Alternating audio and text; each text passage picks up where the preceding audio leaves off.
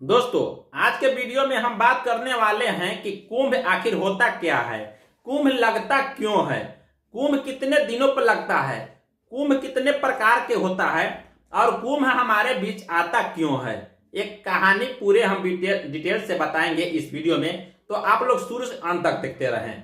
कहानी दरअसल होता है दोस्तों देवताओं और राक्षस में। देवताओं और राक्षस में एक समय युद्ध हो गया था अमृत रस पीने के लिए, जो अमृत पी लेता वो कहीं ना कहीं अमर हो जाता। और यही बात देवताओं लोग का डर था कि अगर राक्षस अमृत पी लेता है तो ये सबसे अमर हो जाएगा, और ये बात देवताओं को भूल नहीं रहा था। तो वो समय देवताओं और राक्षस में लड़ाई यानी युद्ध शुरू हो गया, और युद्ध में देवताओं को पराजित करके राक्षस जीत जाता है। और वो समय देवताओं सारे मिलकर गुहार लगाते हैं विष्णु भगवान पर। विष्णु भगवान से कहा जाता है कि ये बात ऐसे ऐसे बीता है, तो विष्णु भगवान ने साफ तौर से बोलते हैं कि इसे तुम्हें जीतना चाहिए, और वो अगर राक्षस अमृत वाणी पी लेता है तो वो तो अमर हो ही जाएगा। तो इसे कहीं ना कहीं डर था कि पृथ्वी पर संकट आने के लिए। लेकिन अब कहा जाता है दोस्तों कि उसके लिए विष्णु भगवान एक कौवा का रूप धारण करते हैं और वहां पे चले जाते हैं वो विष लाने के लिए, अमृत लाने के लिए, और उसके लिए वो कौवे के रूप में जाते हैं, वहां से लेकर चल आते हैं। लेकिन आने के कारण वहां से वो कौवे से और राक्षस से युद्ध हो जाता है, और युद्ध में वो हांडी फूट जाता है। फूटने से 4 जगहों पर गिरता है और चारों जगह कुंभ हो जाता है। वो चारों स्थान का नाम है हरिद्वार, नासिक, उज्जैन और प्रयाग। 4 जगहों पर गिर जाता है और चारों जगह पर कहीं न कहीं देवताओं का वास हो जाता है, और उसे हम कुंभ कहते हैं। अब हम बात करते हैं दोस्तों ये चारों जगह पर, तो चारों जगह पर मेला लगता है जो कि अपने अपने समय पर लगता है। लेकिन अब हम बात करते हैं दोस्तों कि कुंभ कितने प्रकार के होते हैं। तो कुंभ 4 प्रकार के होते हैं।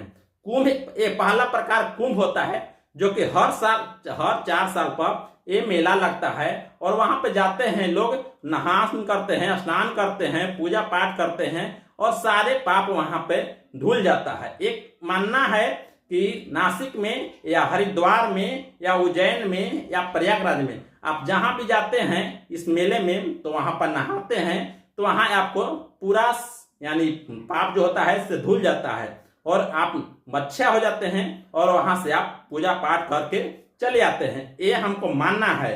लेकिन अब कहा जाता है दोस्तों कि दूसरा होता है अर्ध कुंभ, जो कि हर 6 साल पर लगता है, और इसमें भी वही बात है। और चौथा होता है 12 साल पर लगता है, जिसका नाम है पूर्ण कुंभ, और चौथा होता है जिसका नाम होता है महाकुंभ, जो कि 144 वर्षों पर लगता है, और उसे हम कहते हैं महाकुंभ। वही मेला आज प्रयागराज में लगा हुआ है, जिसका समय 13 जनवरी से 27 फरवरी तक है। आप जो भी लोग जाना चाहते हैं वहां पर जा सकते हैं, स्नान कर सकते हैं और नहान कर सकते हैं, पूजा पाठ कीजिए और मेले घूमिए और अपना आ सकते हैं। ये मेला आपको 3 पीढ़ियों तक देखने को नहीं मिलेगा, क्योंकि ये 144 वर्ष में फिर दूसरा बार आएगा। आज बहुत दिनों के बाद ये मेला लगा है, जो कि भारतीय धरती पर, पावन धरती पर लगा है। और आप जिसे अगर जाना चाहते हैं पूरे परिवार के साथ या अकेले, जो भी जा सकते हैं, आप वहां से जाकर घूम सकते हैं, नहान कर सकते हैं, पूजा पाठ कर सकते हैं और आ सकते हैं।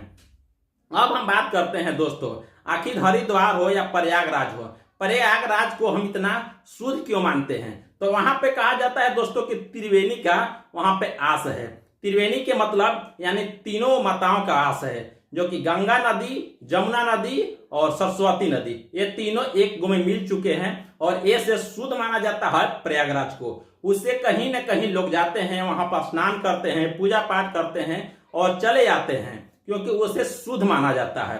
अब हम बात करते हैं दोस्तों कि ये मेला में बहुत सारे भीड़ हैं और बहुत सारे व्यवस्थाओं हैं। उत्तर प्रदेश के स्थित प्रयागराज में आज करोड़ों में साधु संत का भी भीड़ है, काफी भीड़ है, जनता का भी भीड़ है, और उसमें आप जाकर नहा सकते हैं, जिसका डेट बताया गया है कि 13 जनवरी से लेकर के 27 फरवरी तक वहां पर मेला का आयोजन किया गया है, जिसे यूपी सरकार, उत्तर प्रदेश सरकार काफी व्यवस्था भी कर चुका है, जिसमें लगभग 2700 कैमरे का भी व्यवस्था है।